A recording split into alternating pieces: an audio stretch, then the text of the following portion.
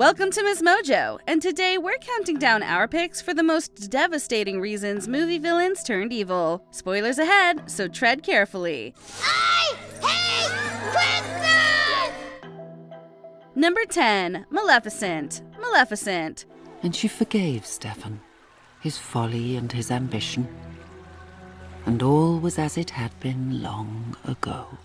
Disney's animated Sleeping Beauty features what is easily one of the most iconic villains in Maleficent, the witch who puts the sleeping curse on Princess Aurora. Reframing the fairy tale from the antagonist's point of view, this origin story gives a shockingly powerful reason for her hatred for the girl. Maleficent is a misunderstood fairy. Once in love with a young and ambitious Stefan, he betrays her in order to become king. Stefan even drugs her and cuts off her wings to attain his goal.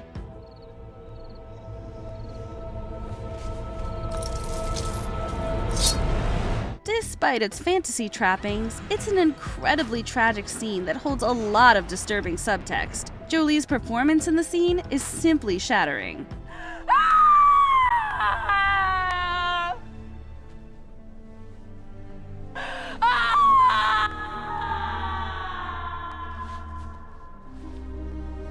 Number 9, Severus Snape. Harry Potter franchise.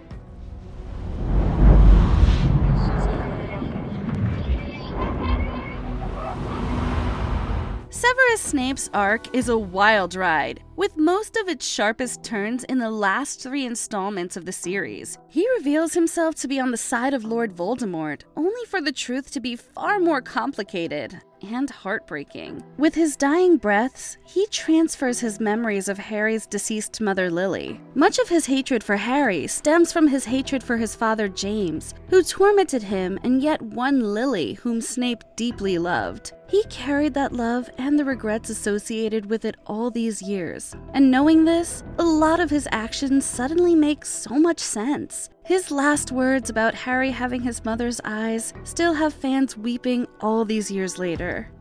You have your mother's eyes. Number 8, Godzilla. Godzilla franchise. Exploding onto the scene in a 1954 Japanese film, the menacing kaiju creature is known for stomping through cities and sinking ships. But Godzilla's story is steeped in a painful history. The scientists fighting to stop it realize that the creature has been powered by ongoing H-bomb testing. Given the horrors of the 1945 bombings of Hiroshima and Nagasaki, the atomic-breathed creature becomes a metaphor for the Pandora's box opened by these devastating weapons.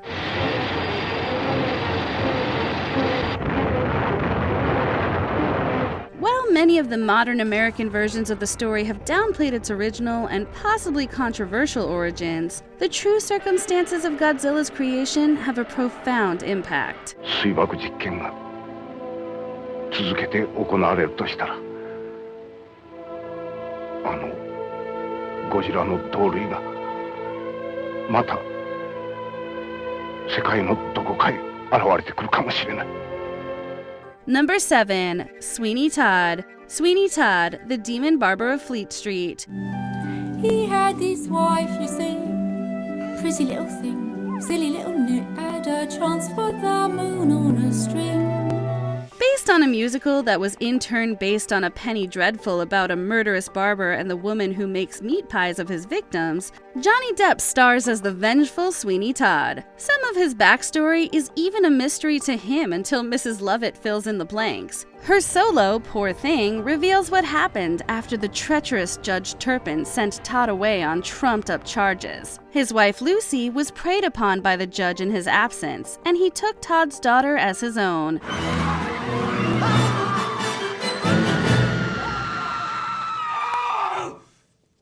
Todd devotes the rest of his days to getting his revenge, and honestly, it's hard to blame him.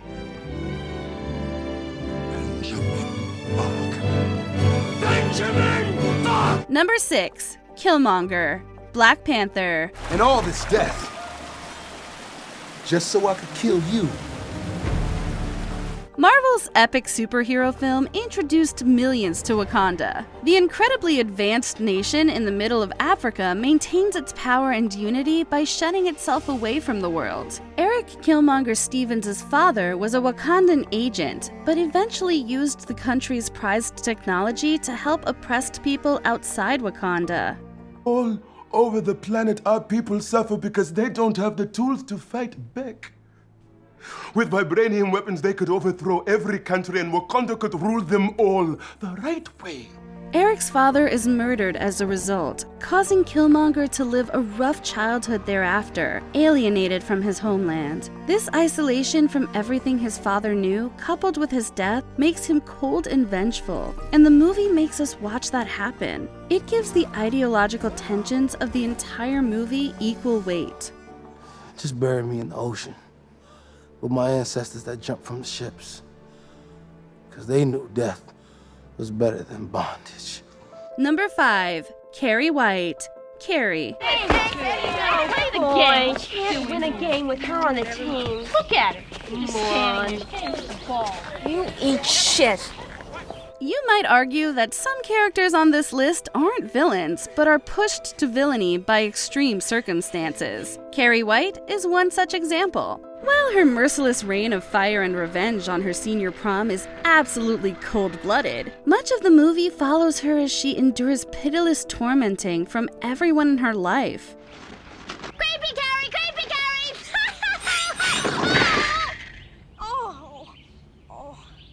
This treatment has clearly been going on her entire life, and the fateful prom is just the culmination. If it were just her classmates, it would be one thing, but even her own mother gets in on the action. By the end, she's so twisted up that even the people who showed her kindness look like enemies to her. Please talk to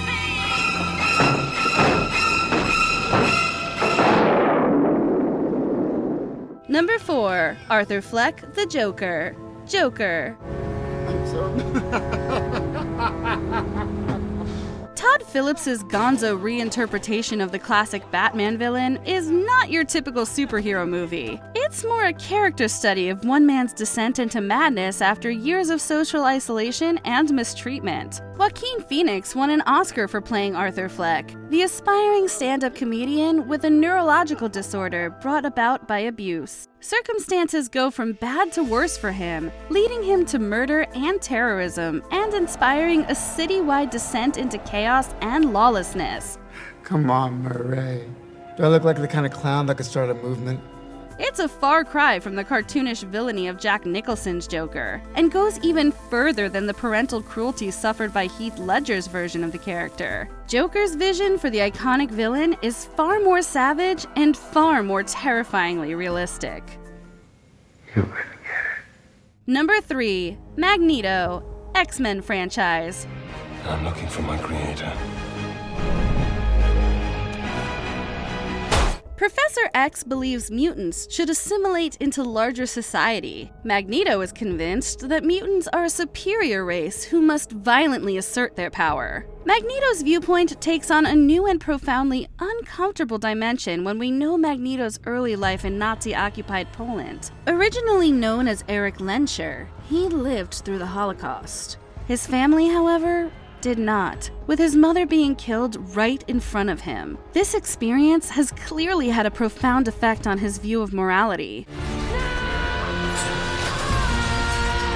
Full of rage and vengeance, he has no patience for mutants who seem convinced that people and mutants can live in harmony. When you've seen the hate he has seen firsthand, it's not hard to figure out why. They're just following orders. I've been at the mercy of men just following orders. Never again. Number 2. Alphaba, the Wicked Witch of the West. Wicked Part 1. You're green. I am. The Wizard of Oz isn't too interested in humanizing the Wicked Witch. She isn't even given a name before she's melted in the original. It would take decades for Alphaba to get that name, let alone a story of her own. Adapted from the Broadway musical, Wicked tells the story of Alphaba and Glinda the Good Witch's relationship before Dorothy. Alphaba is an outcast from the start, for both her green skin and her social awkwardness. While Glinda eventually takes a liking to her, their friendship was torn apart by politics and romantic rivalry. Don't let her get away! This wicked witch. Alphaba is cast as a villain, but in fact frequently holds the moral high ground. Set to incredible shiver-inducing music, the entire reinterpretation of her story is enough to give us goosebumps for days. It's the wizard who should be afraid of me. Before we continue, be sure to subscribe to our channel and ring the bell to get notified about our latest videos. You have the option to be notified for occasional videos or all of them. If you're on your phone, make sure you go into your settings and switch on notifications.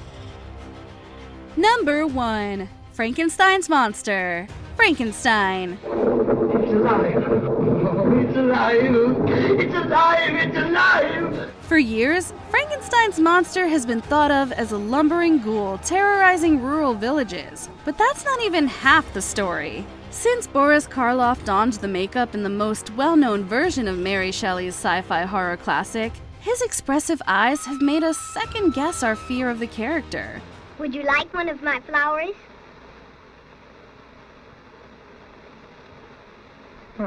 Think about it. Imagine waking up as a collection of body parts by a father who doesn't want you, and everyone who sees you runs from your hideousness. He's essentially a newborn babe in the body of a grown man, but with no one to teach him how to behave or control himself. It's a torturous existence made even more torturous by his creator Dr. Frankenstein's callous abandonment.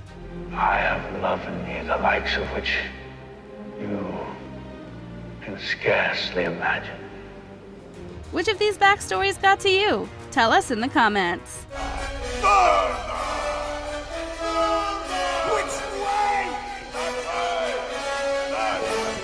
Do you agree with our picks? Check out this other recent clip from MsMojo. And be sure to subscribe and ring the bell to be notified about our latest videos.